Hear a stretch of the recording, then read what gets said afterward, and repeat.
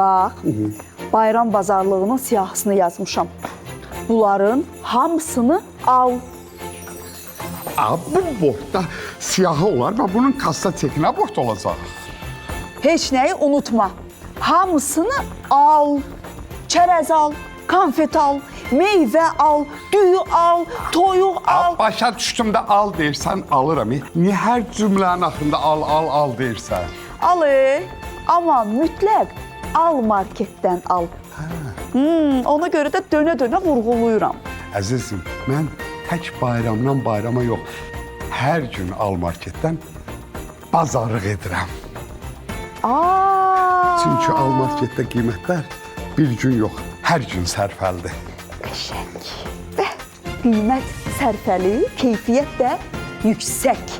Süfrələrimiz bol, ürəklərimiz həmişə şad olsun. Həmrəylik gününüz və yeni iliniz mübarək. Götür getdik. Hazırla, yeməkləri hazırlayın.